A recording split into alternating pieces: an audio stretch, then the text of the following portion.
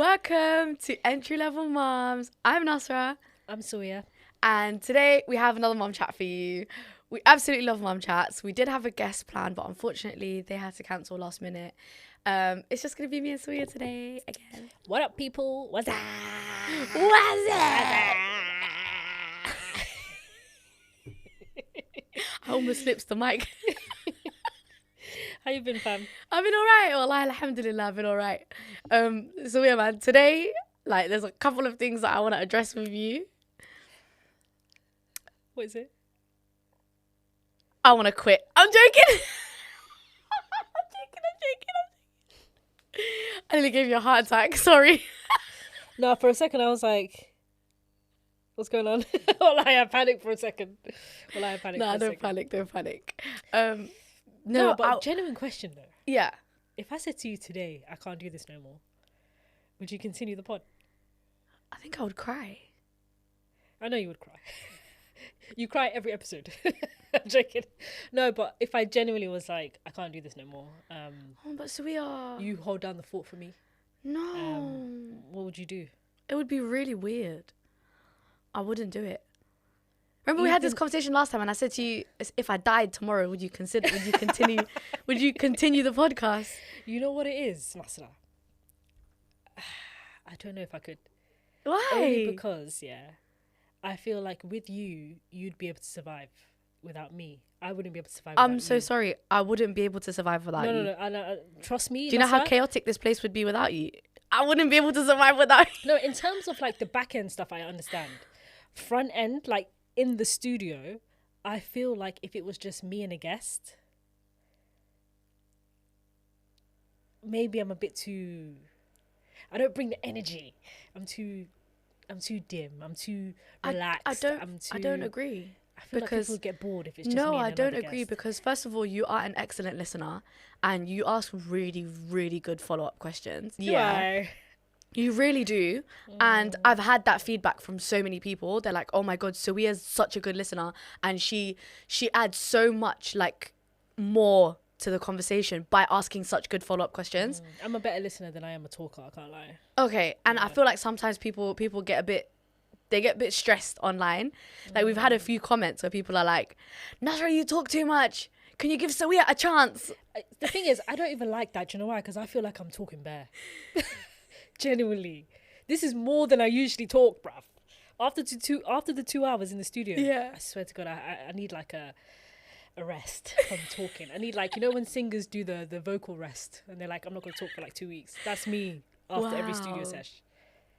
Sometimes it just like, especially those days when we bulk it and we do like 4 hours, 5 hours. Four and a half Bruv, hours. I go home and I'm like, voice rest. I can't. I've reached my limit. I've reached my capacity. Nobody talk to me. Oh, that's mad. Genuinely, Nasra, I feel like I talk bare. Don't you think? How do you feel? Do you feel like you talk more than I do? No, but the thing is, obviously my ADHD, I interrupt a lot. Yeah. So, and also when I tell stories, it's very long-winded. Like there's 10 different details in it. Of course, you add bare details. Yeah. Yeah. Because that's just how I relate, because that's how I remember from my memory. And I don't know how to turn that off. And I also don't know how to stop interrupting. So those are just ADHD things that I need to maybe work on or find a way. Maybe the meds might help. But I also feel like, I don't know, I just, in here, when we're in here, I feel like I'm talking to my friend. Do you know what I mean? I forget that the cameras are on. Because when we're together and we're talking and we go out and, you know, when we meet up and stuff, it's exactly like this. Yeah. So for me, this is no different. So when people are commenting like, why doesn't Sawia talk much? In my head, I'm like, she does. I do. And do you know what it is? But I also have to basically say, I am a better listener and you're a better talker. And because we're working together, when you're going off on a tangent, I don't care because I'm listening. And then I'll ask you follow-up questions because I feel like I'm a decent interviewer. You're a sick interviewer. You're not decent. You're a sick interviewer. Listen, I studied journalism, okay? Literally. She's a sick...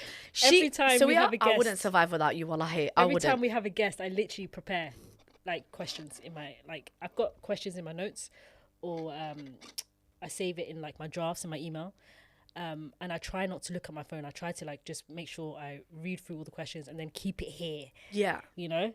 And in the moment, if I have follow-up questions, I'll just add it in. But generally, I feel like I'm a good listener. And that in itself is a very good skill. So if people are saying, oh, you're not really talking much, I feel like I only talk when it's like, I don't know, most times I ain't got shit to say, especially if there's a guest. It's all about them for me. I'm not going to sit there and be like, oh, this is what happened to me, and blah, blah, blah. More time, if there's a guest, I'm focused on what questions I'm going to ask them and what they have to say. Do you get it? But when it's me and you, I don't care because I already shared my story on this channel. Like, people know my labour stories. I did a whole episode where I was speaking about what happened with labour stories. Both labour stories are on here. We spoke in depth about our PPD. Yes. Guys, my whole labour and postpartum stories are are on the channel. So at this point, I only share things that are like necessary. Yeah. Do you get what I'm saying? I feel like because I overshare, people are like, why doesn't Sawia share more? Whereas with you share like random anecdotes sometimes. Yeah. That have nothing to do with motherhood.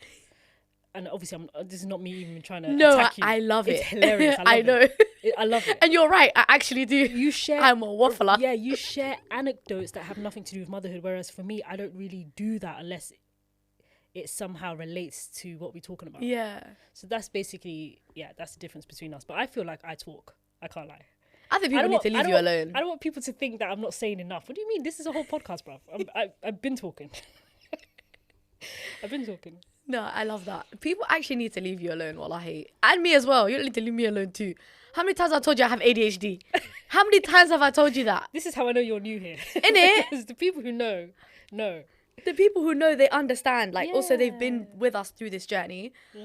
They've heard your story. They've heard you speak.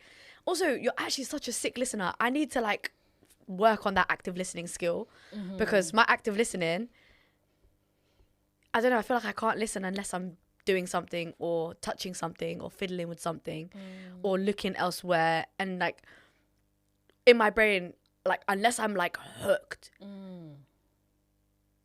my brain is like, listen, make sure you're listening. And then I'm listening to that part of my brain rather than actually listening. So then I hear snippets of what people say. And then some of those snippets either come up with like or like a follow-up question, or I just look like I'm not listening. I don't know how to. I need to work on that. Oh, yeah, and I saw that you shared something on your story as well the other day. Yeah. I think it was Elizabeth that shared it. Oh my god, yeah, the ADHD. You shared something about the ADHD, and when I saw that, I was like, oh, wow, that's interesting. Yeah. It was something like when you're listening to someone talk, in your head, you're stopping yourself from interrupting. You're trying so hard not to interrupt. That's crazy. That's me 90% of the time, genuinely. Wow. That's literally me 90% of the time, because I know I can't interrupt everything. Sometimes, like, you know, when there's three of us in here and like the other person is like us and it's going like back and forth and like the energy is on 100. Sometimes I want to interrupt so badly and say stuff, but then I'm like, hold it back. Yeah. And then sometimes I'm like, and then like I'm kind of grateful that they don't let me interrupt, but at the same time I forget what I was going to say, and then it throws me off. And then you're sitting there thinking, what was I going to say? What was I going to say again? Yeah. And then I sit there and try to remember. Yeah, it's a long day. But you know what, yeah? Shout outs to all the people with negativity in the comments. Shout outs to all of you. You know the episode I did with me and Hannah did with Shami on the Department of Talking Sense. Oh, I haven't even got around to watching that. Shout outs to Dots. Check it out, guys, on YouTube. Me and Hannah did that episode with him, and the comments are literally, he posted a small clip below context, the same way that we do, expecting people to understand that you need to watch the full episode, right?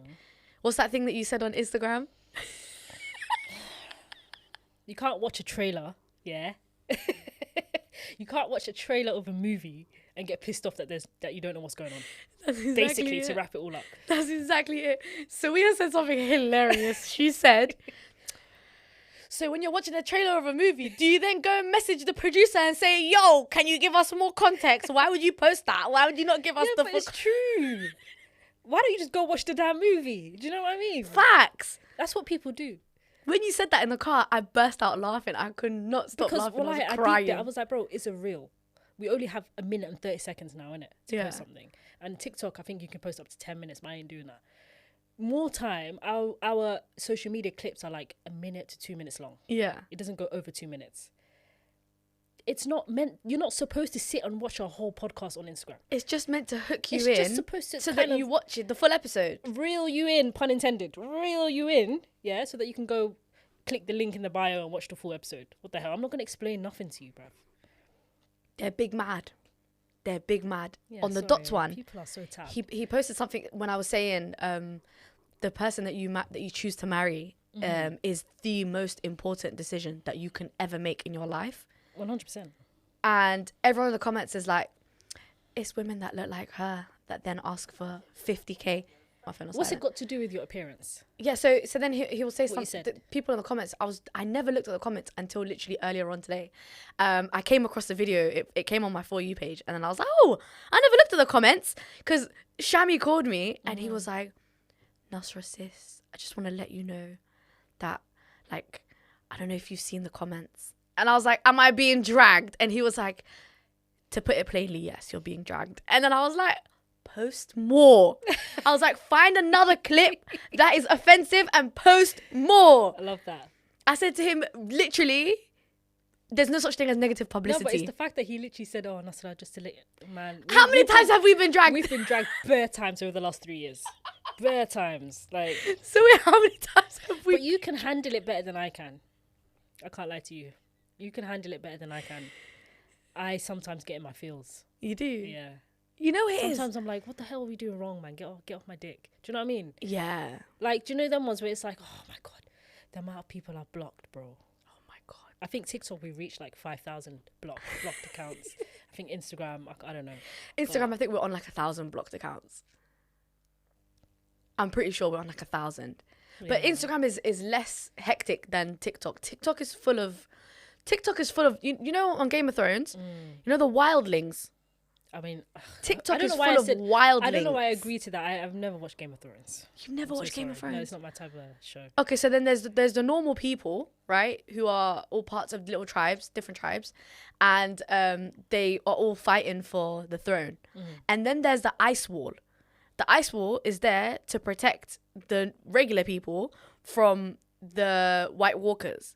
And the White Walkers are like, once you like, I think it's when you get touched or if a White Walker touches you, basically you become a White Walker. Okay. So, or if you die and they touch you, it's like a zombie type of thing. So it's to protect the regular people from the White Walkers. But on the other side of the wall, there's also a bunch of humans that live there, and they're called wildlings, and they're tapped. You have to be tapped to live near White Walkers. Okay. So TikTok is full of those. You lot are all wild walkers that are wildlings. You're not White Walkers.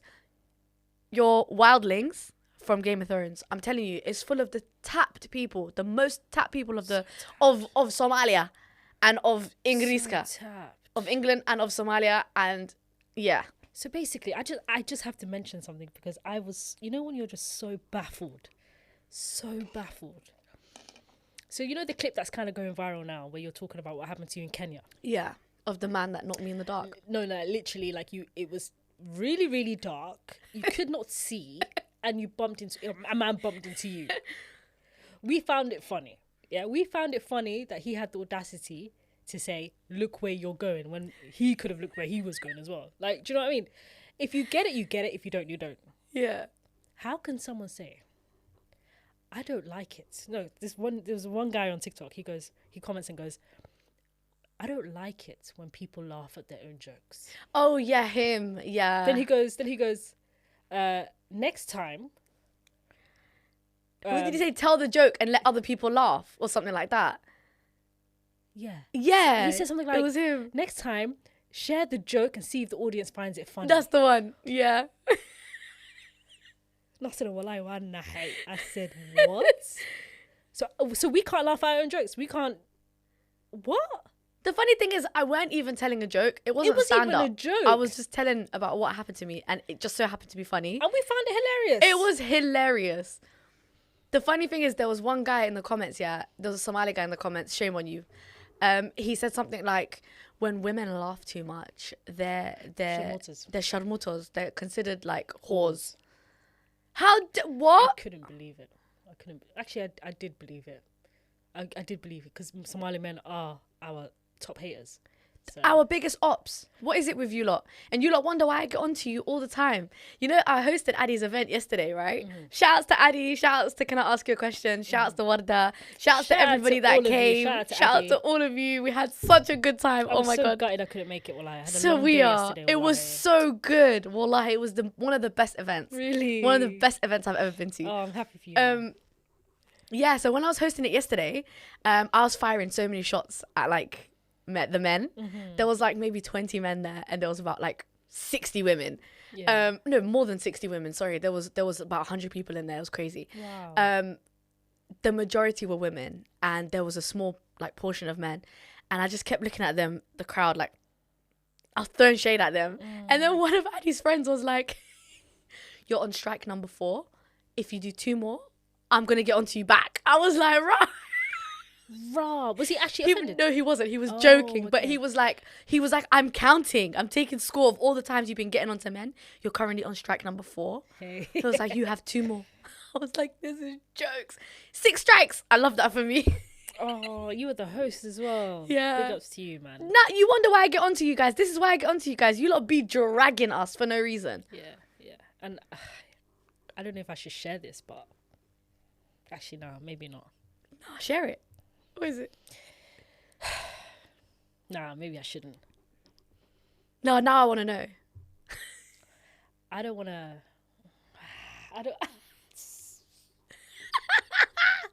You know what it is? Most of our hate comments, most of the worst comments came from our own people.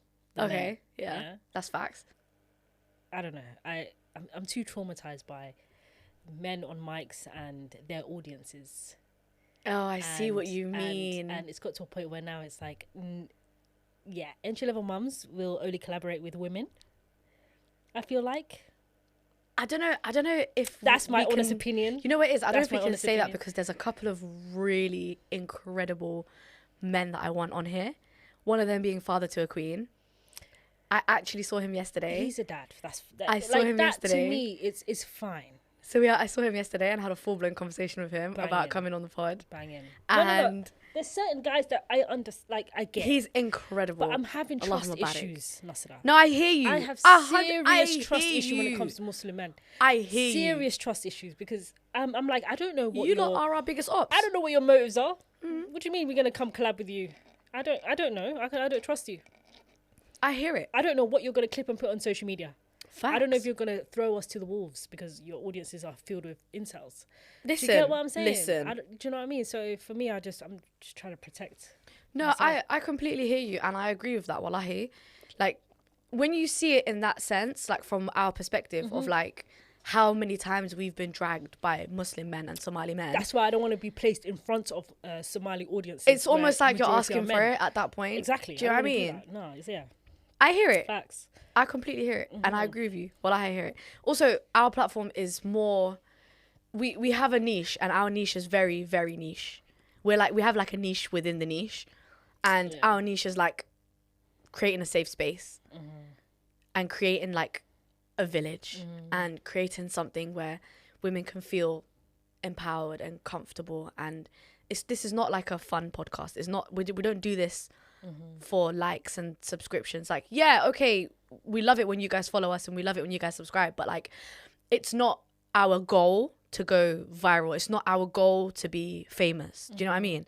It's not we're not like Shits and Gigs or like, you know, any of the other comedians that are doing this for fun, you know? It's become their day job, but essentially their podcasts don't have a niche. It's like laughing and making people happy. But ours is not that. Ours is more creating that safe environment, that creating that like comfortability for women, like a sisterhood type of thing. And women are our focus. Men are not our focus. 100%. We do love good dads like Abdul Chin. Shouts to Chin, who came on here. Shouts to Chin. We do appreciate men who are actually great dads and who look after their children and who are great husbands. However, No. You know what it is, Nasra? I don't know. Wallahi, I'm not. You're even right. here. We'd be throwing ourselves to I'm the wolves, not- kind of. I'm not bashing all the like really good Somali men. Like shout out to Chin, shout out to Adi. Like Oh, 100%. there are some good Somali men in our community. What I'm saying is there's certain Audiences. that I'm avoiding. I get you. Right? Where it's majority young men who probably do not understand how it's like to be a mum. Facts. Right? And what am I gonna say to you? Like, what's there for me to say to you? No, facts. Entry Level Mums is a platform for women, for first time mums, I hear for young girls who want to be mums. These incels are just gonna find something bad to say about us, and So we are. I don't want to be put in that position where I'm. Do you know what I mean? You know what's so funny? Yeah, we could literally say the most normal thing, And they will, and somebody will find a reason to be angry. Yeah. Somebody. yeah. But when it comes to like handling it, I feel like I do handle it better than you. But that's because I've been dragged a million times on the internet. Like, I did YouTube before this. I've been dragged like through the mud, basically, and I'm used to it. I think now it's got to a point where I kind of enjoy it. I don't know. Oh my goodness. That sounds kind of sick, doesn't it? But you know what's crazy? It's even when they're dragging you, it pisses me off. Really? It's nothing like obviously if they say a comment about me, it annoys me. But even if the comments are all directed at you, for example, if you're sharing a story and everyone's talking about you, it still pisses me off. Because how dare you come and comment? Like, you know, the people who always say things like, oh, what are people doing on these podcasts nowadays? Not everyone should get a mic. Oh my God, yeah. Do you know how many of those we've had? Do you know how many times I'm like... You know, not everyone should be starting a podcast. No. By commenting, you're literally going to see us again because you're telling the algorithm that you like this content. So sometimes I'm like, thanks for stopping by, but like, you'll be seeing us again because you stopped to comment. Do you know what I mean? Yeah. Things like that really jar me. If you don't like something, just keep scrolling. There's no such thing as negative publicity, Sylvia. There's absolutely no such thing. So me, when they're coming for me, like the Kenyans right now are all big mad. The Kenyans are angry. We didn't post context. We didn't say that the story was from 2011 in that short clip. We didn't say that it was in Mombasa. They are big mad. But you know what's so funny? They think some of them were calling you a liar. Yeah, I know. Loads of them called me a liar. Loads of them. What do you mean there's no street lies? You're a liar. I'm like, okay. Loads of them were like, have you been to Mogadishu? Have you been to Somalia? What about the street lights in Somalia? It would still be funny if it happened in Somalia. What's next? What's your point? If it happened in Australia, it'll still be funny.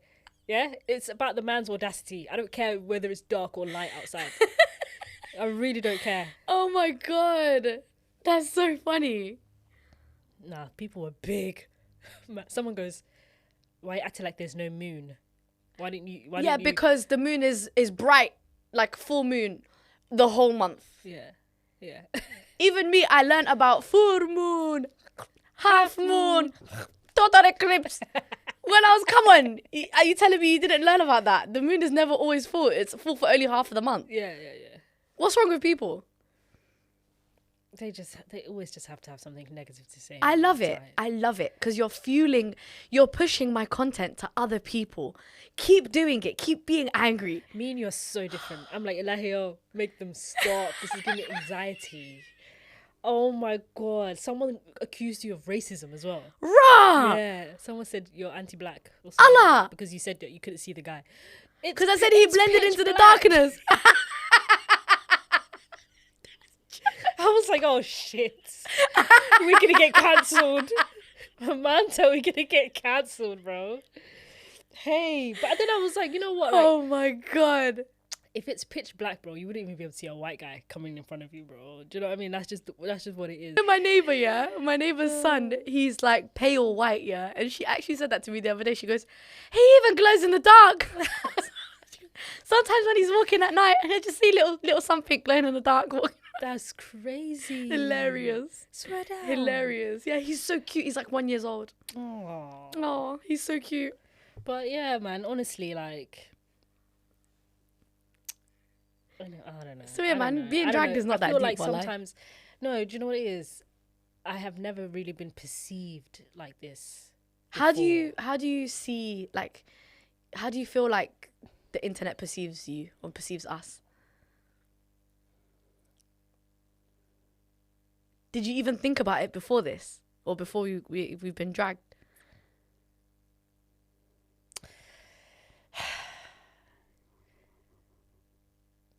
Sometimes, yeah. Okay, so there was this one particular comment that really, like, have you ever had a comment that you almost believed about it? Like, you almost gave yourself a complex? Really? Yeah. There was a comment. Has that ever happened to you? Like, there was one comment, was it a year ago, 2 years ago? There was one comment. Someone said something about me. I'm not even gonna share it. But someone commented something about me, and I deleted it. But I was like, is that how people see me? Oh, I think I know what you're talking about. That really rude one. What was it? What was it? It's the woman that sent us a DM. Oh no. What, the health one? Which, the health one? I don't think that was rude. I think that was rude. I think you should mind your own fucking business. Really? Yeah. Yeah, but what if I go to the GP and she actually saved my life? Then what? What could you say about her now? Oh, fair. Do you know what I mean? Fair. Do you think I should go to the GP? No, I don't think you should go to the GP, bro. Do you think you should go to the GP? Low key? You just reminded me, but low key, I've been clocking that as well. So No, maybe which one are you talking about? Did I see that one? No, there was this random person that basically was like, that's fucking rude. That's mad. But luckily, like, I get my notifications, so I can literally see all the comments that come up straight away. Yeah.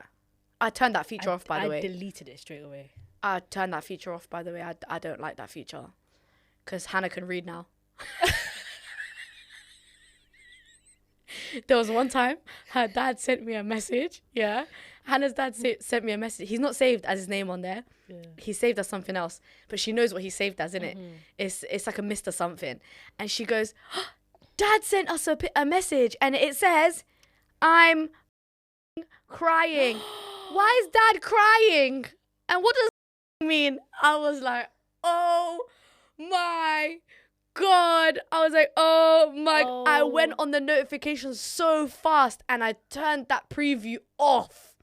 I turned it off. So if you look at my phone right now, there's no previews. And she reads. Look, there's no previews. Unless it unlocks, there's a preview. But I've unlocked it with my eyes, yeah? Look, if I do this, there's no preview. Before there was a preview. There's no preview now. Oh, I was like, my goodness gracious me. Long day.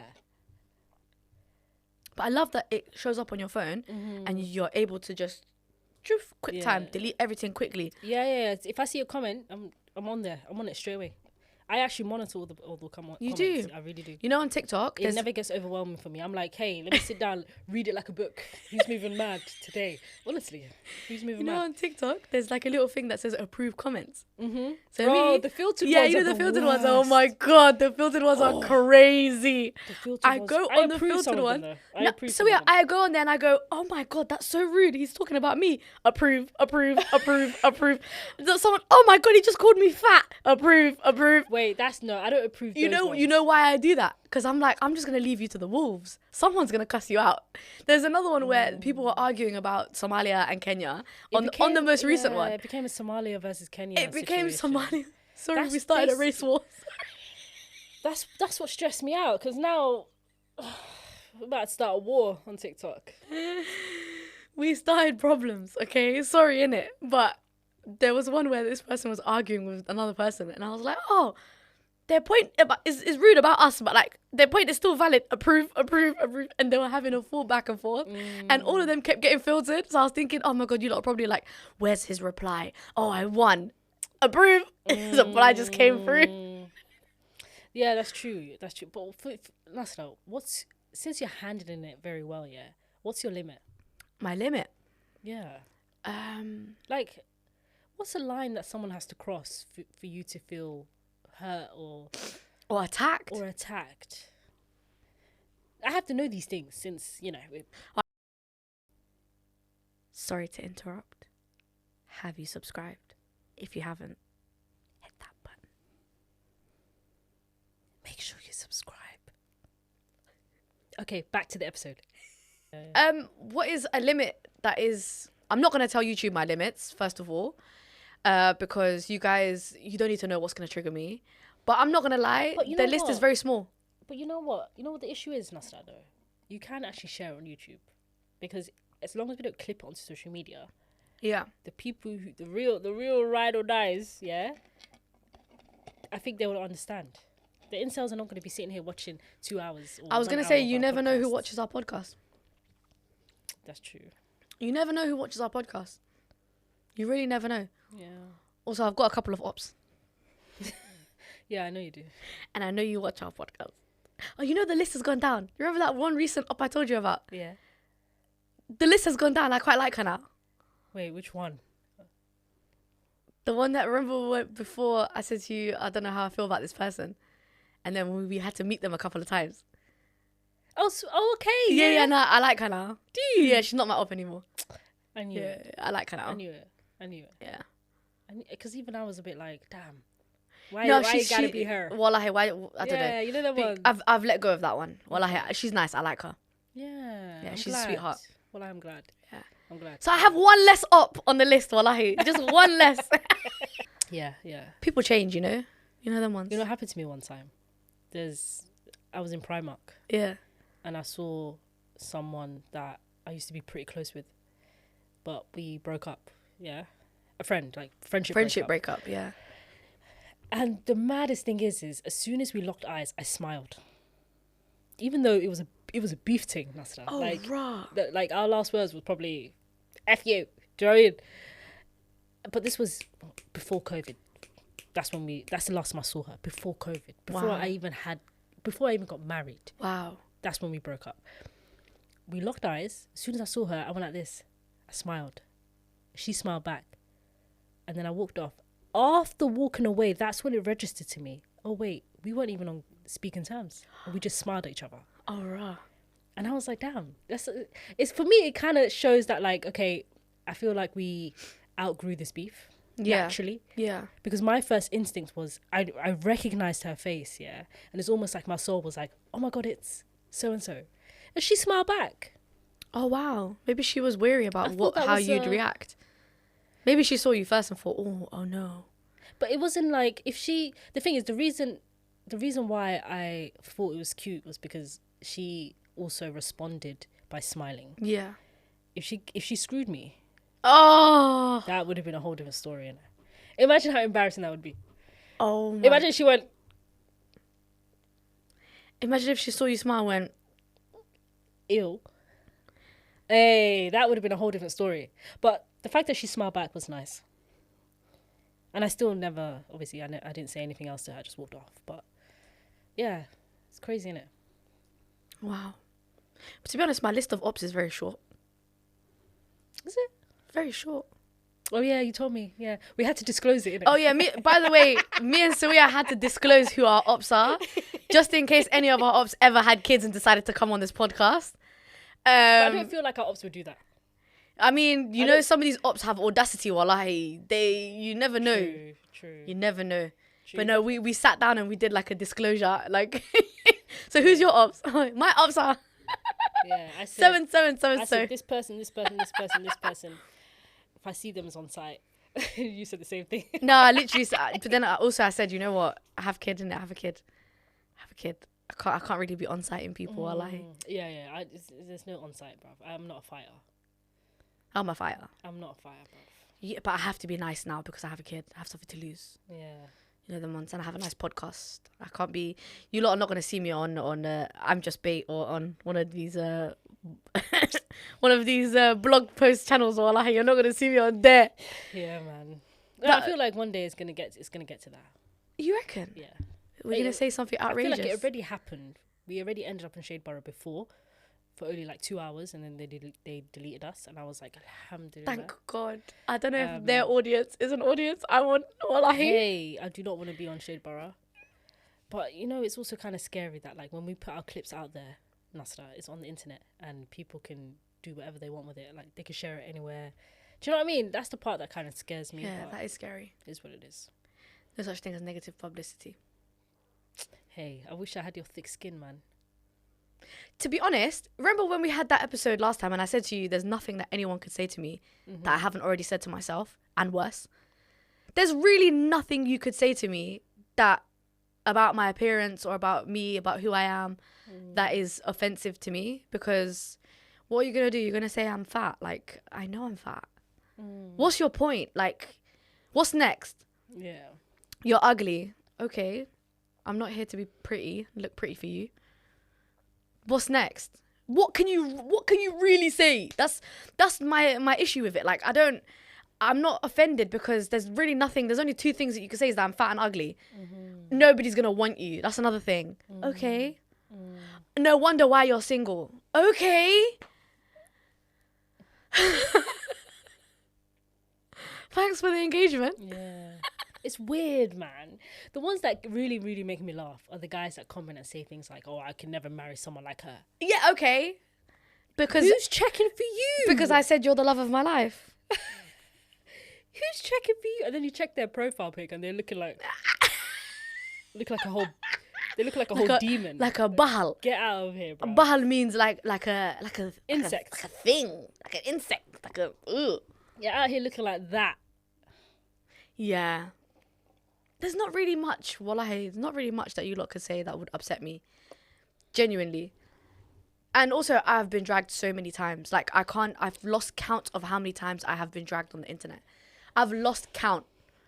But you know the way I look at it? I don't know how you do it. No, but so do you know the way I look at it? The tide is going to turn. Tomorrow, you're going to find something else to be angry about. And you're going to move on to something else. True. You're never going to be focused on me forever. Do you get what I mean? True. You're going to move on to something else tomorrow. You're going to find something else that's going to piss you off. Something else is going to offend you. You know what it is? I feel like the reason why it bothers me is because I don't comment on unnecessary things. I don't pile on people. Yeah. Like, you will never catch me in any Dog comments. piling, yeah. You will never catch me in any comments on I'm just bait or shade. But never. Oh, if there's something that I want to say, that post is getting sent to the group chat. But you will never, like, for me, if I see something that bothers me, more time I'll just kind of hide it from my FYP or find a way to block them, or do you know what I mean? Remember I was telling you that other day? To be on the internet arguing back and forth in the comments, because I don't do that. When people do it to me, I'm like, go get a life, man. Move on. Do you know them ones? Like, it bothers me. Because what are we doing wrong? You know what I'm saying? So, like, yeah, it pisses me off, bro. Do you remember the other day when I was telling you that I commented on something on one of these, like, meme pages? I commented on one of their posts.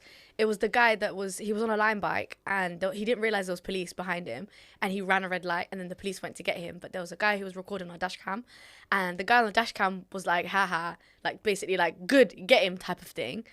And then all I commented was, oh my God, I'd be doing that all the time and police never stop me.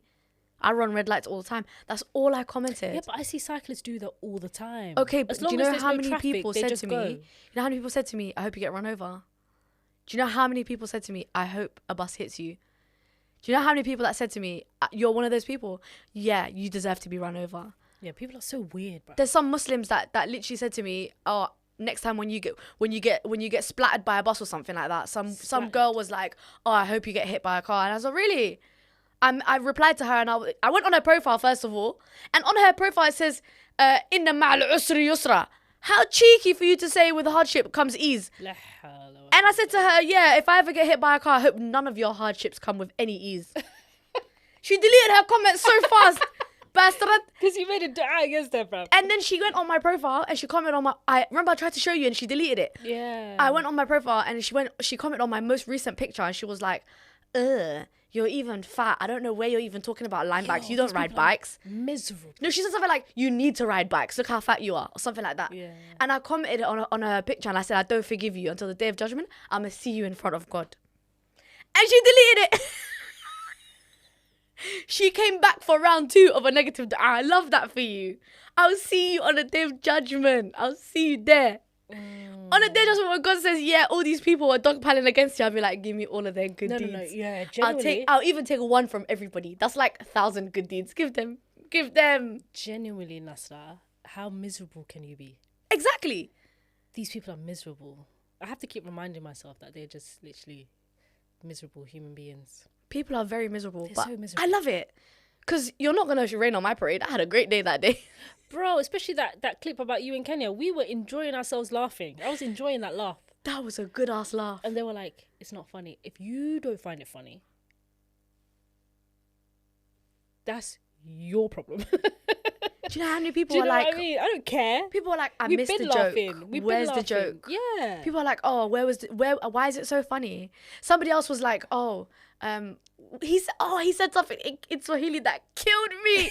he said, oh, so when people go to the West in England, is this how they be laughing?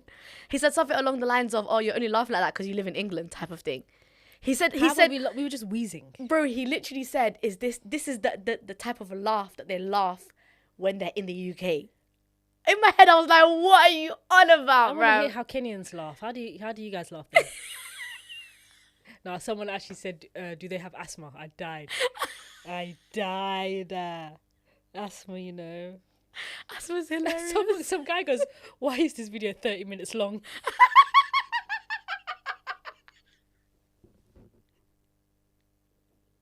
No, you know, I feel like I made it when people comment stuff like that. I said, what? How many times did you watch it? You know, I actually love comments like that. Because you know who gets those comments? You know that guy, Aaron, Pierre, it's Mufasa. So people in the comments are like, why is this video 1 hour long? People are like, why is this video 20 minutes long? People are watching it non-stop. So I love that for us. I feel like I made it. No, when someone said that, I said, rah. Okay.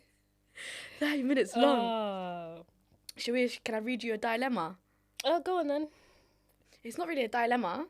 It's more like a Reddit story. Slow down. Let's go. Let's go. Okay. I know you saw this online somewhere, but it's still so funny to me that I still want to talk about it. Right, because the way I laughed when I read this, yeah? Okay.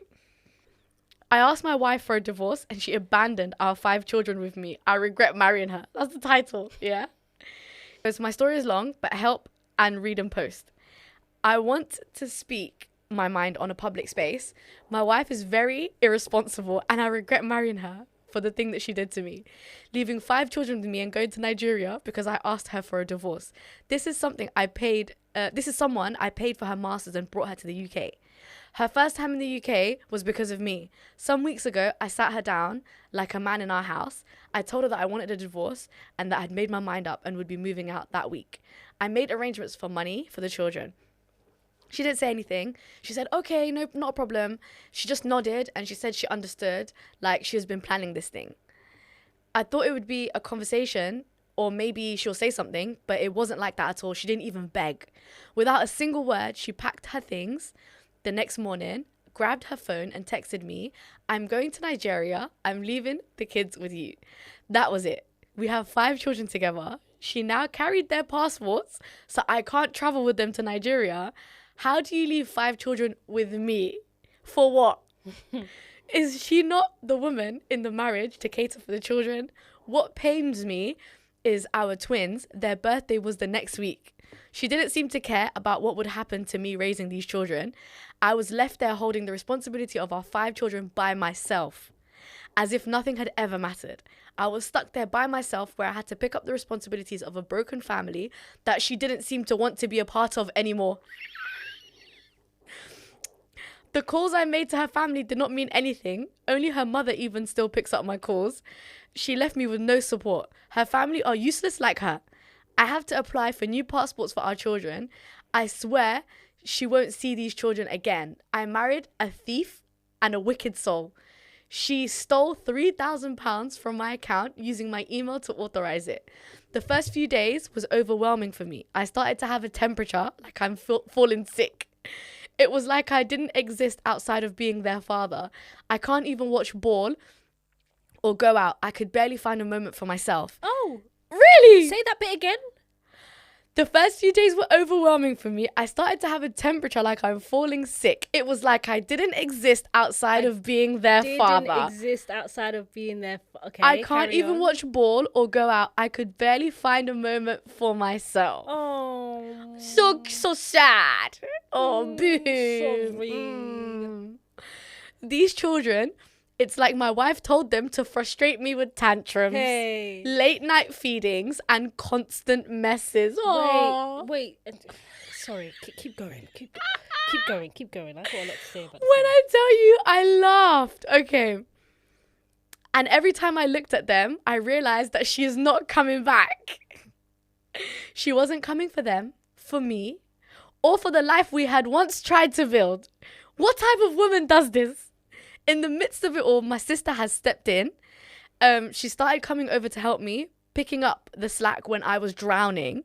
I don't know what I would have done without her. It wasn't fair to her either to be pulled into this wahala. But she did it without question. Wahala means like craziness. She stayed up with the kids, cleaned the house when I couldn't, and gave me the space to catch up on some sleep. When my wife's phone is off, I wonder what she is doing. She dyed her hair gold. She said blonde. I love that for her. Okay. Now it's been, look, he's actually counting. This is the part that killed me. Now it's been 16 days since she left.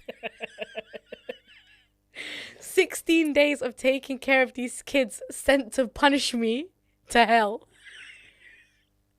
16 days of wondering how she could leave without a second thought. Which woman does that? I still haven't heard from her, and it's like she never loved me or even cared about our children. Her children keep crying and asking for her. Some days I'm angry, other days I miss my wife. God is on the throne. He's been reading the Bible to restore his marriage, yeah? That's how I feel today. My feelings go from angry to missing her sometimes. What do you advise? It's like she never loved me or her children. What mother would do this? I will get the passport soon, and after Easter, I will go to Nigeria. Oh my God, was that it? Did I miss the last bit? I think that was it. Was there a fifth? Why is there no fifth slide? Okay, I think that was it. But I thought, wow. That pissed me off. You know what part pissed me off? What part? When he started describing exactly what mothers go through, yeah? And he was complaining about it, like she did that to him. No. This is just the reality of raising kids. One part that pissed me off was when he said that it's almost as if she told the kids to misbehave even more to punish me. So your kids just tell being me you're kids. absent Tell me without telling me you're absent. Tell me you've never spent time with kids. Tell me you're not their telling me dad you've never without spent telling time me with you're not kids. their dad. My guy said it feels like she told them to frustrate me even more. The way he's acting like being with his kids is a punishment is wild to me, you know. He say the bit that I don't understand, yeah. Oh no, wait, there was another bit. There was another slide. I don't know where it went, but there was another slide where he said that he wants to work on the marriage. Damn. So wait, that basically woke him up. Is he now saying, now I want her back? The thing that I don't understand is he's saying that she left him and the kids as if she planned it. But you were about to do the same thing to her. You were about to leave her with the 5 kids by herself with no support. You brought her to England, which means that her family are still in Nigeria. Yes. So you were about to leave her with no support. Yes. And your sister wouldn't have helped her. Your sister's helping you because that's your sister. Exactly. Listen, everything that he's doing now is what mums are doing, bro. I love this story. So my guy, start enjoying spending time with your kids until your wife decides to come back. I'm not. If she decides to come back, I'm not even advocating for a woman to abandon her kids. I'm not. Yeah. Maybe she's just thinking, you know what? Let me just dip, take a break from this guy, and then eventually I feel like she's gonna come back for her kids. Yeah. But I'm rooting for her. I'm rooting for her 100% because this guy would have dipped on her. He's asking for a divorce. She would have been raising those 5 kids by herself. Bro, he would have gone back to Nigeria or wherever he was going, and he would have just started a new family. 100%. That's what men do. And as soon as they start a new family, they forget about the previous family. It's so cheeky. She even stole his $3,000. Sis. Oh, I love that she even took the passport. She said, you lot are not coming after me anytime soon. She took the passports. Because you have to minimum wait. If it's not an emergency, you have to minimum wait. Is it like 4 weeks for a new passport? And he's going to say all 5 of the kids' passports are lost. And he has to pay £100 for each passport. It's long. Sis. Dealing with passports is very long. Period. Very long. And if you want to do fast track to get it in a week, I don't know how much that is. I think it's quite pricey. Like £100. The prices have gone up, you know. And the premium one is like £200, isn't it? £250.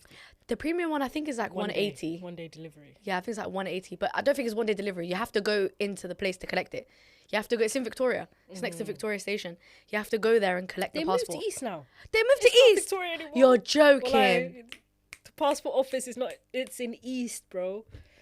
Yeah, I had to go all the way to East last year to get Adam's passport. East where? Bro, I can't remember. I don't go to East. I don't go to East, but I remember I had to take trains, multiple trains. East. Oh my God, what happened to Victoria? I love the Victoria office. Fam, Victoria was local to me, man. Oh man. So we are. It's not Victoria no more. 16 days, he said. 16 days. He said it's been 16 days. And that's how you know he's stalking her. He goes, she dyed her hair gold. You know what? I love that for her. No. Maybe this is the first time that she actually took a break, Nasra. Maybe she was thinking, let me go and enjoy myself for a bit and then come back. Who knows? 5 kids in. Let the woman enjoy herself, man. Let her enjoy herself, man. I'm rooting for her. I'm here for it, man. And get to know your kids, guy. My guy. But still, get to know your how kids. do you actually say that these kids are jarring? They're throwing tantrums. They're making everywhere messy. No, but like, what do you think she does every day? They're kids, and this is literally what she does every day. The part where he said, "I don't know who I am outside of fatherhood." How do you think we feel? I love it for her. I'm gassed so for you. sorry, and the reason why I love it for her is because of the way he's complaining. It's the way he's saying it. Do you know what I mean? He's saying, "Oh my God, she beat me to it." He basically said, "Damn it, damn it, these fucking kids." Damn it, she left me with them. It's not like I can leave them. I'm gonna look like a bad guy. Oh yeah. Oh, he was like, I shouldn't have warned her. I should have just left. I should have, fam. I should have just. Oh, why did I say I wanted a divorce? I should have said I'm going to get some milk. I should have just cheated anyways and had a second family. Oh my God. Do you know what I mean? All right. Have you got one? I got one. Yes, let's go. I got one. Give me a second. Am I the arsehole for not leaving my 11-week-old baby to go to a bachelorette party during Mother's Day weekend? Oh, I love that. Am I the arsehole ones? Yeah. I, 28 female, just gave birth to my second child towards the end of February of this year. My friend, 28 female, is getting married this May, and I'm a bridesmaid in her upcoming wedding. My first child is also a flower girl. My friend decided that she didn't want to have a bachelorette party earlier this year to avoid drama with a younger sister who has BPD. My friend's older sister is the maid of honor and decided a couple of weeks ago that she was going to throw my friend a surprise bachelorette party. The only weekend that worked for them is Mother's Day weekend. And my friend's sister told all of us that she understands if not all of us can go. My son is going to be 11 weeks old at the time of the party and is mainly breastfed. He also has really bad reflux issues at times and can be hard for others to deal with. The bachelorette is also 4 hours away from home. God damn. And it's hard to justify even a day trip with a little one this small. Last night, my friend found out that I can't go and was really upset about it.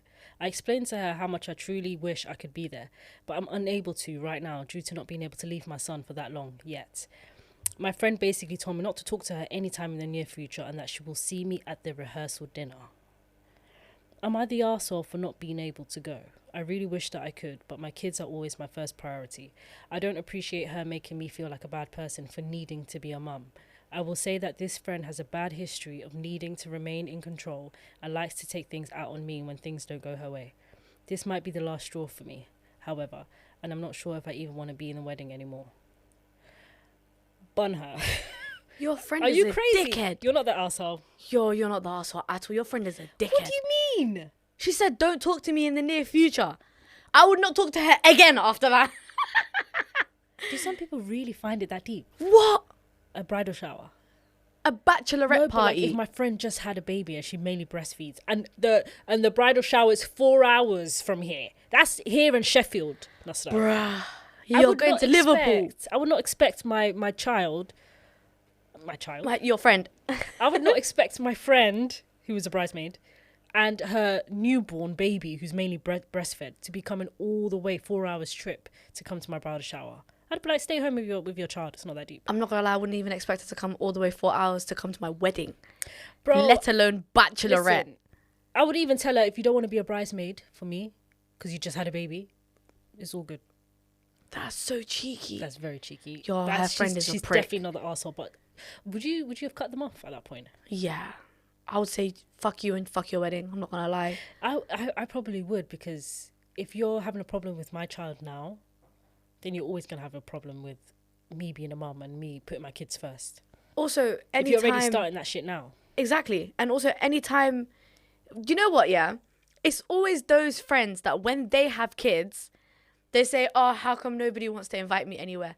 How come nobody wants to be my friend? Maybe because you were moving mad with other people's kids. I hate people who can't show compassion just because they can't relate. Mm-hmm. You know them ones? Yes. How are you not able to show compassion just because you don't have a kid? Yes. It's when you want to be in the trench, though, then you're going to be like, oh, it's okay, I understand if your baby's sick. When they have a kid, they are going to want to be waited on hand and foot. Trust me. Those are the same people. She sounds like a dickhead. She sounds like a proper dickhead. I wouldn't be friends with her, wallahi. Proper dickhead. And I think that's why naturally, when you have a baby, you gravitate towards other mums. Yeah. Because you just understand each other better, man. But wait a minute. There's a hierarchy. Yeah. There's a hierarchy. Okay. You can't just befriend any mum. Oh yeah, yeah, of course. Some of these mums mums, who's on your vibe. You have to be on the same vibe. You have to be on the same vibe. Because some of these mums. Oh yeah. Like, I know, I've heard stories from people that say to me, oh, I made this mum friend and we made plans like for a play date or whatever, and they were meant to meet up for coffee or take the kids to the park or something, and then something will happen, or like one of their kids will not feel well, or like they'll just be exhausted. Then maybe their kid woke up in the middle of the night, they'll be knackered, and they no longer can make it, and the other mum will get angry. I've heard stories like that, like the other mum. But you have to understand that, like, she's if a child gets sick, or maybe they woke up in the middle of the night, or even if they didn't get enough sleep, as a mum, you should be able to understand that. Because you've been in that position. Exactly. 100% you've been in that position before. That should be the first thing that you are compassionate about, is the cancellations or rescheduling. You can't get angry at that, because it could happen to you. It could happen to anyone. Do you know how much anxiety I get when I'm traveling with these kids? Bro. Because I always have this fear that the night before they're going to get sick, or they might have to go to A&E, and then like, bruh. Do you know what I mean? These kids, they will get sick within a couple of hours, bro. They could be fine today. They could be completely fine in Temperature the morning. tomorrow. By evening, you could be in A&E for fever. Bro. That's how quick it is. How can you not understand there's a hierarchy? You have to find mums that are on your vibe. Some women are weird. Are you telling me that they are... So if they have an issue with that, if their child, forced them to reschedule, would they just pretty much leave the child with the childminder and then still go meet up with friends anyways? I don't know. What would they do in that situation if their child was sick? I think a lot of people expect compassion, but they don't give it. They expect it from you to understand that their child is sick, or that sometimes some mums, like, you know how we have that thing where we're like, oh, we don't have capacity for this. Oh, I don't have capacity for that. Like, oh, I'm at my limit. Like, I just need to sleep. And we're so understanding of that in our group chat. Like, if you don't have the capacity, it's okay if you don't come. Like, we'll miss you, but it's okay if you don't come, right? Trust me. Some people don't have that. Like, they might not have the capacity, but they'll still force themselves because they feel like the other mum would feel a type of way. That's so sad. You have to make friends that are understanding. Though? The thing is, when I don't have capacity, and I've done it before. There's been times where I thought, let me just go and link up with friends, or let me just see them because I feel bad. It's the worst.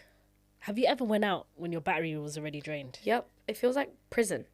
Yeah, you just don't enjoy it. Every minute of it is hell. Yeah, even though you love the company, that's your friend or whatever, or you love the motive or whatever, but you're just counting down, like, when am I going to go back home? But I can't lie to you. For me, when I meet up with you guys, even if I'm on 0, I feel like you guys energize me. Oh, I love that. So when I'm on, like, depleted, when I'm on nothing, I will still come out, because I know by the end of the evening, my energy levels are going to be way back up. Like, you guys fill my social battery rather than drain it, and that's the most important thing. If you go out with somebody and your social battery is drained, that's a sign. So you have to find the mums who fill your social battery, not drain it, who add to it, they don't take away. Yeah, it's so important. It's so true.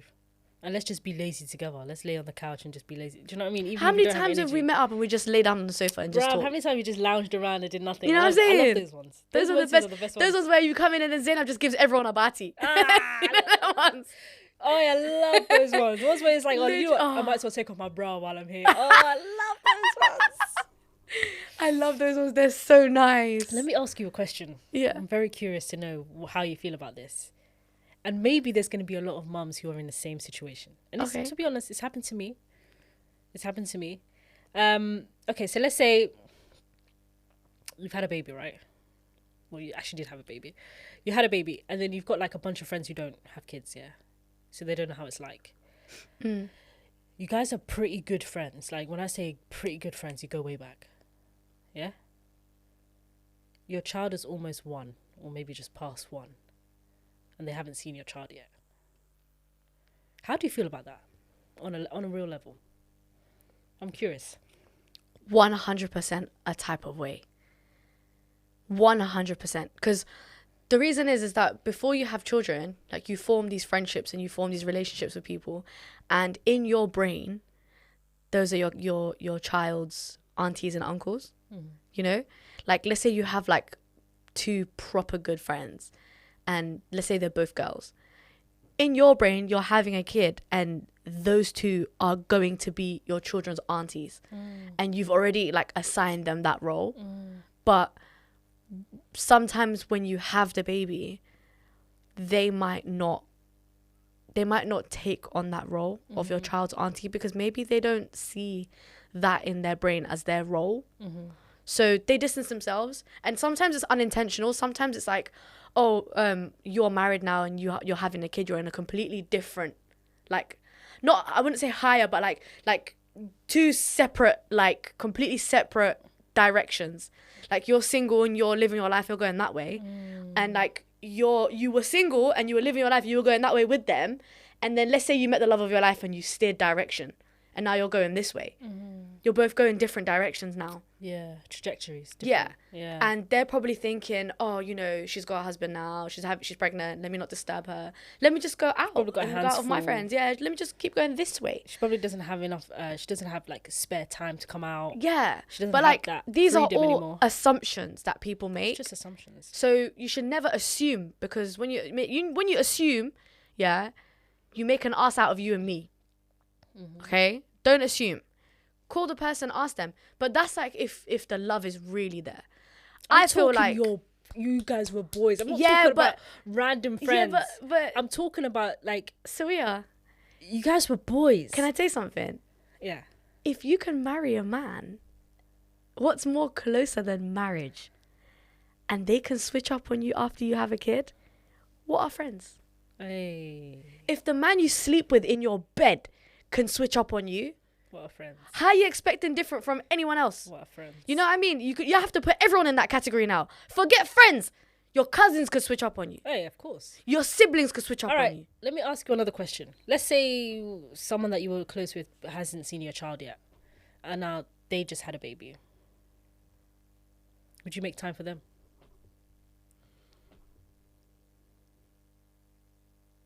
Do you know how petty I am? We'll be back next week. No, I don't think I would, you know. I don't think I would. I think I would wait for them to reach out to me and say, I'm so sorry that I didn't reach out to you and you were going through this. And then I would go back and be like, I understand, it's okay. Let's make a play date, or let's talk about it. So you're kicking back? I'm kicking back. All right. Because why am I running to you when I was in your position, you completely ignored me? Yeah. Do you know what I mean? 100%. Like, I have friends here who I've had to sincerely apologize to. And the reason I've had to sincerely apologize to them is because when they had their kid, I didn't go to them. But at the same time, I'm a mum, you know? So I could have been going through my own stuff. And, you get lost in your own cycle and your own journey. And you forget, like, time. When you have a child, you blink, the child is 1. You blink, the child is 2. Yeah. Like, it goes so quickly. Yeah. You might feel like you're in the mud and you're in the shit now. My child is 5. Does it feel like I had a child 5 years ago? Wallahi, today, I put her foot on my hand. Her foot is the same size as my hand. And I said to my mum, remember when her whole foot was the size of my palm? Your thumb. The thumb used to be the whole foot. And my thumb's kind of small, I'm not going to lie to you. Yeah, but newborns, their foot's that big, man. Her foot was literally this big. Yeah. And now her foot is this big. And I said to my mum, wow, look how fast time has flown. You blink. So I've had to sincerely apologize to some of my closest friends and say, I'm sorry that I didn't come to you in those early moments. I'm sorry I didn't come to see your baby. You know?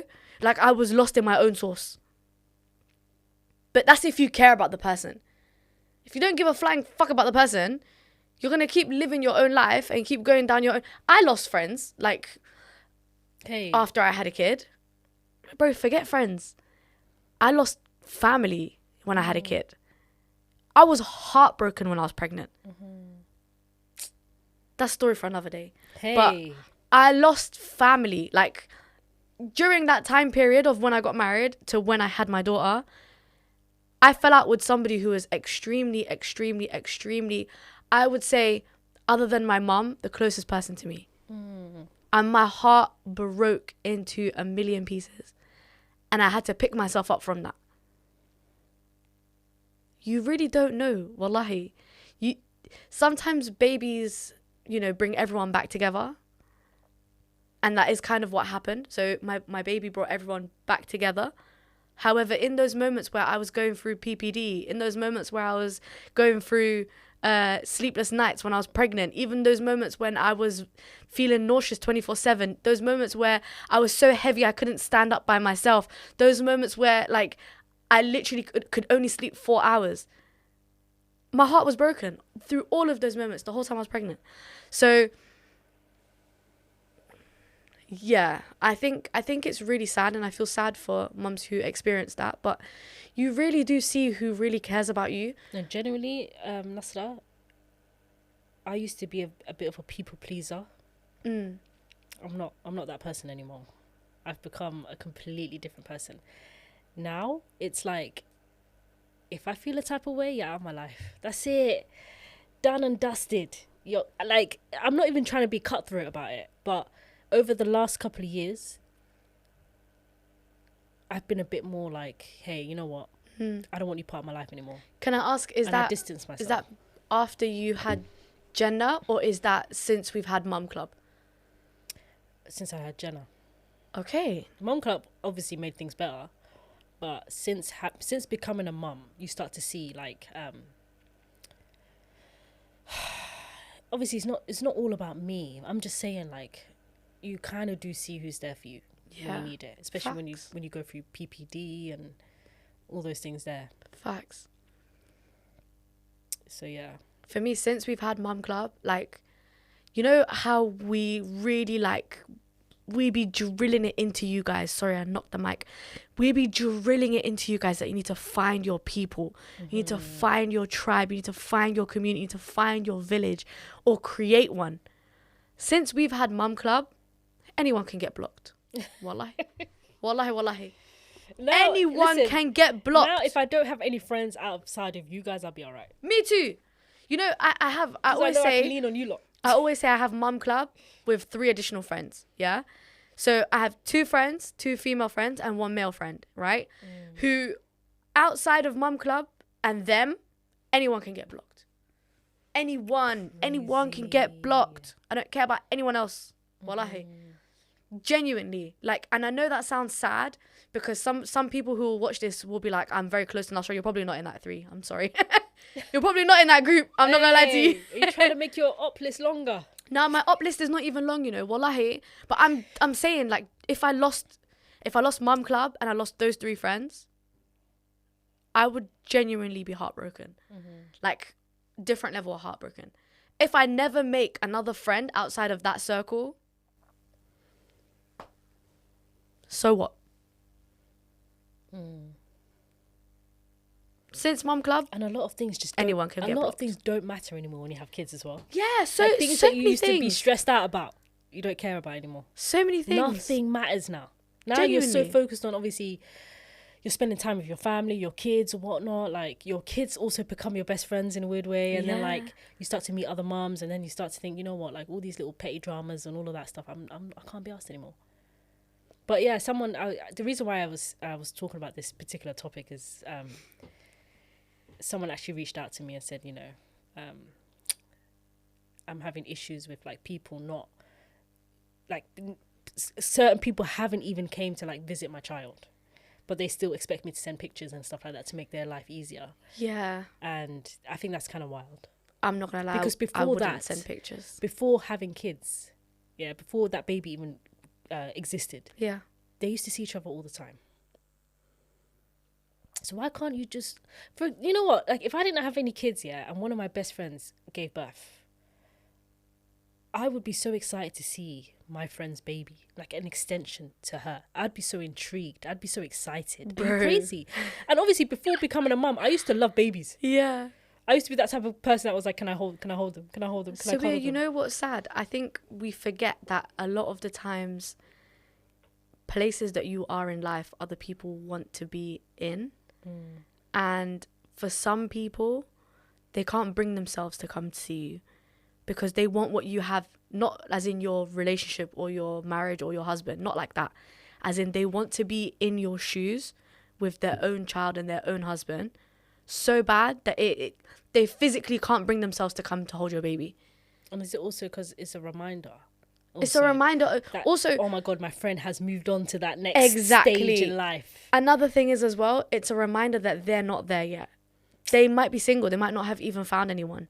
Yeah. And they might be thinking, rah, like, you've left me, basically. Like, how come you get that and I don't? So if I were you, whoever that person is that sent you that message, genuinely, number one, grieve it, mourn it, right? Because I would say don't take it personally, but it is personal. Take it personally, grieve it, mourn it, and just see, observe. Because the people who really want to see your child, let's say they live in the same city as you, but they're busy, they've got like a crazy work schedule, they'll find the time and they'll make the time. And if they can't, they will send you messages to say, forgive me. I'm genuinely sorry, like, forgive me. You have to wholeheartedly, like, sincerely apologize. But not send me pictures and you live half an hour away. Crazy work. And you're not making the time. But before I had this kid, I'd see you every week, or I'd see you 2-3 times a week. If you could make time for me for lunch on a Monday, why can't you make time for me on lunch on a Monday now? Crazy, innit? Do you know what I mean? Some people just don't want to see you succeed and they don't want to come in your house and hold your baby and enjoy your happiness. Because I'm not going to lie, when any of my close friends have children, I'm like, our baby. Because I feel like they're my kid too. Like, I feel if I love you and if I love you, your children are my children. Like, I consider your kids as my kids. So I'll be like, our son, our baby. Like, I refer to your kid as if I helped make the baby. Once. Our child, our baby. No, honestly, wallahi, outside of Mum Club, there's no limit to making friends, bruv. And my 3 friends. Trust me, I'm not about the whole no new friends thing. For me, it's like in 10 years' time, I can meet another bunch of friends that I like. Yeah. Do you know what I mean? There's no limit. Just because you've lost friends, it doesn't mean it's the end all be all. It's not. You're not going to meet any more amazing mums. And do you know what I mean? Yeah. And I think making friends as adults, it's a bit harder. The only reason it's harder, there's only one reason why it's harder. You're busier. No. You're just not as fearless as you were when you were younger. That's true. Because people fear rejection now. When you get older, you fear, like, some people have this thing where they fear looking like a beg. Some people fear looking like, like they're breading someone. Yeah. They fear it. Like, I don't want to look like a beg. So, if that could be your best friend in a year from now, but you're scared to approach them and they're scared to approach you, are you dating? It so hard. People find it so hard to just be like, hey, can we be friends? They find that as like, like they're begging. But I hear it though. No, I don't hear it. You know why I don't hear it? I wouldn't be able to do that as well. What? Yeah. I do that all the time, bro. I made a friend yesterday. Shout out to Salma. I made a friend yesterday, bro. I love that. Yo, by the way, I want her to come on the podcast. She's a psychotherapist. Yes. She's incredible. Yes. 100%. Incredible. Yes. I like all the therapists and the psycho people. Wallahi, she did this activity yesterday at Addy's event, and she basically lined us all up, gave everyone a balloon, told everyone to close their eyes. She said, you're not allowed to open your eyes. And then she walked past all of us on the stage and she said, I've got this really big needle and I'm going to pop one of your balloons. And the closer she got to some people, they started panicking. Like the fear of the unknown. They were anticipating it so hard, their body started to panic. And some of them were like, feeling it, like the stress in their body. And then she was asking them, where do you feel it? And they're like, I feel it in my whole body. Like I feel stressed from head to toe. Another one was like, I feel it. I felt it in my heart. My heart started palpitating. I started feeling like, oh my God. I was like, ooh. Oh my God, I'm starting to feel a bit stressed. But obviously, I got distracted because I was playing with the balloon, innit? The ADHD. Bloody hell. Anyway, they were really stressed. She was like, name it. What colour is it? They were like, I'm seeing red. And she basically explained that is what it's like to be dysregulated. And then imagine saying to somebody, Adis Kadig. Be calm. Like, chill out, basically. Relax, bruv. Just chill. In that dysregulated state. Then she told everyone, open your eyes. And she was like, I was never going to pop the balloons. Like, I just needed you to feel that. Oh, it's the anticipation. Yeah. And then she was like, how do you feel now? Everyone was like, we still feel stressed. So she distracted us. You're still because your body's still trying to process it, yeah. right? Yeah. So she distracted us completely. She told Addie to stand in the corner and she was like, what colour are Addie's shoes? Everyone was like, is it black? Is it brown? I was like, is it brown? And then she was like, how many buttons does he have on his shirt? And everyone was like, 5, 4, 6. Like, how many buttons does he have? And then we completely like forgot about what was going on before that. Our body's regulated. And she was like, do you feel regulated now? She told us to take some deep breaths. We took some deep breaths. She completely distracted us. We were regulated again. It changed my perspective on when my child is having a tantrum. Do you feel that when she's having a tantrum? When she's having a tantrum, I'm like, bruv, chill, relax, bruv. Why are you bugging? Take a deep breath, chill. But like, it's coming from a place of like, relax. Like, why are you moving mad? But in her dysregulation, she's still dysregulated. It's not going to help. You know what I mean? It's probably adding to the dysregulation. Now I'm like, okay, I know exactly what to do when she bugs out. I'm going to distract her. I'm going to give her hugs. I'm going to tell her to take really deep breaths. And then I'm going to distract completely, like completely swerve the whole topic. Oh my God, what color is it? Oh my God, what color is the sky? You know, like stuff like that. Completely make their mind change, like completely change the direction. It was so shout out good. To Salma. Oh my God, so we are. I want Salma her to come over here and make me anxious for a bit. She is incredible. Oh, I love that. She's incredible. We have to have her on. I feel like my heart would have been beating bare fast. My heart was beating fast, but then obviously I was distracted by the balloon in it. So, and also I was saying to myself, make sure you don't open your eyes, make sure you don't open your eyes, make sure you don't open your eyes. So I was playing with the balloon and I was trying not to open my eyes. So that's what kind of like, I wasn't feeling as anticipated as the anticipation as other people. Maybe that was your coping mechanism though. Maybe it is a coping mechanism. Maybe that's why you started fidgeting. Maybe. Your brain is trying to distract you from that feeling. Yeah. Oh, maybe, see? Yeah. Oh, like she needs to come on. She's so incredible. That's sick. But yeah, I made a friend yesterday, Salma. She's vibes. Tell Salma to come on the pod, man. She's from Sheffield, so she'll defo come. She's in London quite often, she said. She said she'll defo come on. Okay. Does she have kids? No. Oh, okay. She's a psychotherapist. She does work with the Somali community. She does work with children.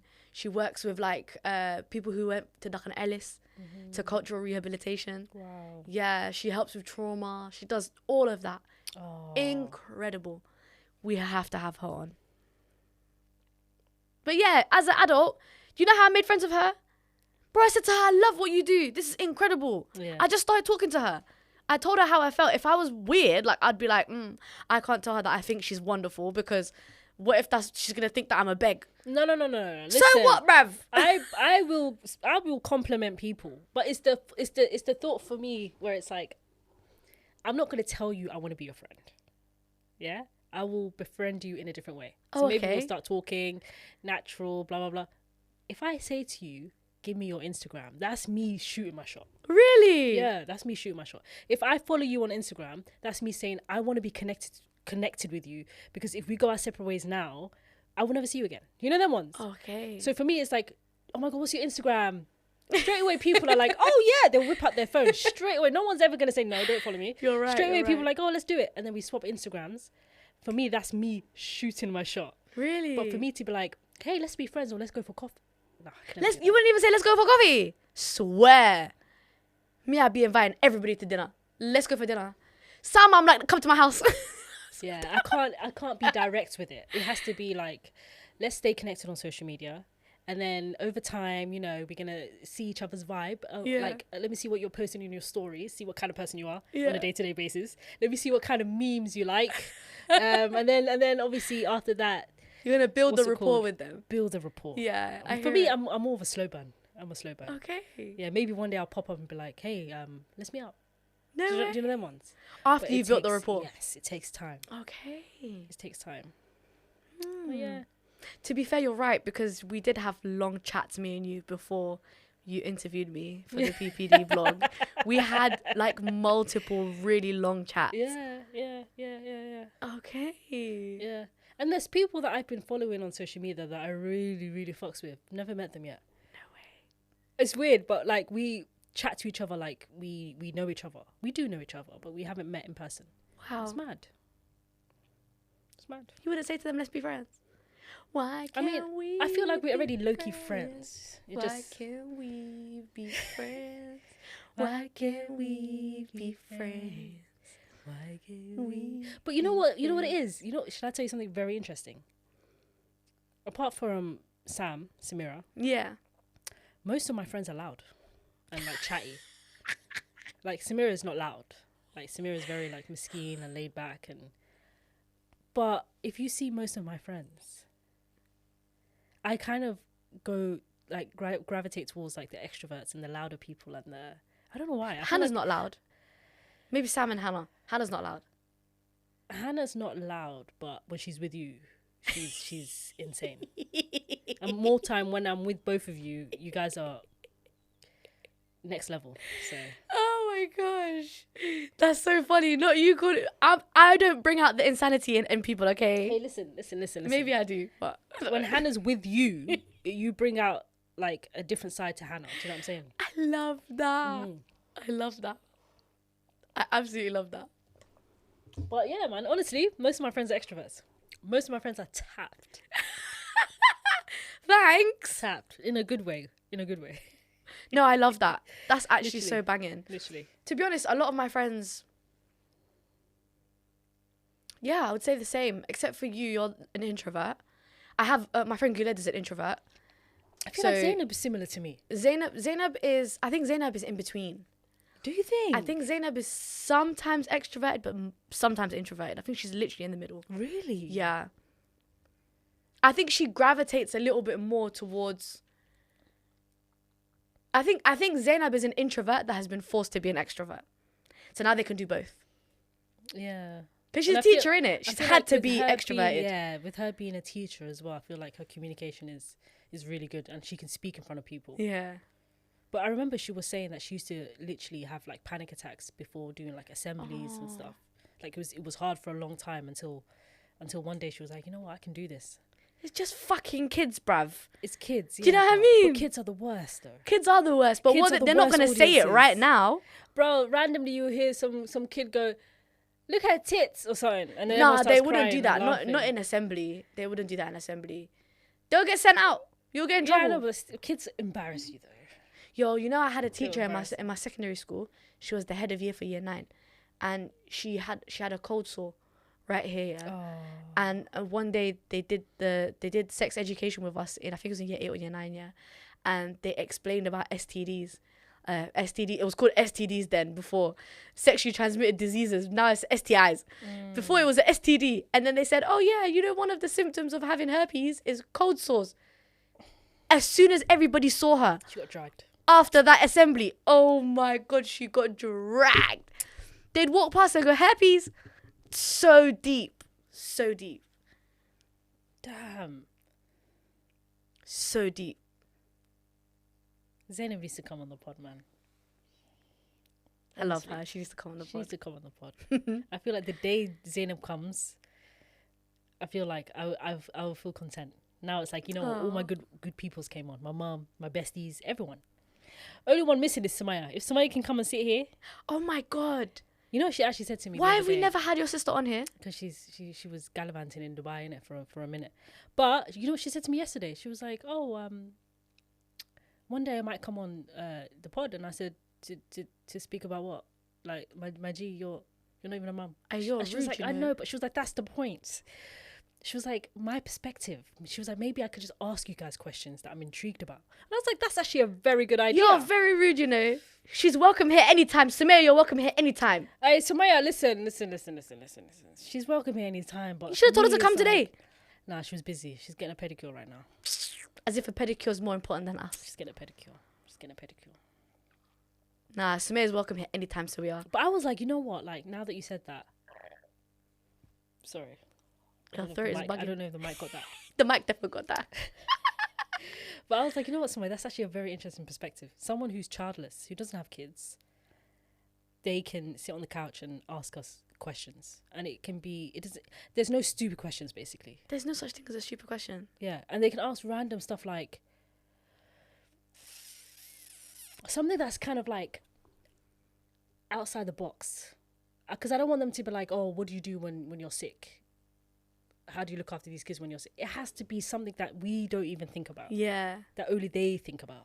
Do you know what I mean? You know, I noticed that would be a sick episode. That would be a banging episode. I noticed that yesterday when I was hosting, because when we opened the floor to people asking questions, the questions that came out of there, even I was like, rah, I would never have thought to ask that. Yeah. Like, I was interviewing Addie, and then all my questions were like things that you would kind of expect from the book and like from reading the book and everything. And then the floor was like questions that were completely like, I would not have thought to ask that. Yeah. So you really don't know what people are intrigued about or what they think about. Yeah. I can't wait for Sumaya to come on. I think she should. That would be such a good episode. By the way, do you know how many people came up to me yesterday and were like, we don't have kids, but we love entry-level moms? Oh. I'm telling you, a good 15 women came up to me and said, we don't have kids, but we love entry-level moms. They were like, we feel like you're preparing us. Oh my God. They were like, I've learnt so much. Makes my heart warm, man. Those are my favorites, honestly. I told all of them it's my favorites. Because you really, if you're a mom, like, you kind of, like, you can relate. You have a reason to watch us. Yeah, facts. But if you don't have any kids, you're not even married. Facts. You're choosing to watch us. Yeah. That means so much to me. They're basically taking an entry-level course when they watch us, you know? They're literally just starting out. Yeah. It makes my heart so warm. Anyways, man, let's slowly start wrapping up. Thank you guys for listening. This one was a very vibesy kind of episode. Nice little mum chat. Make sure you tune in. Make sure you subscribe.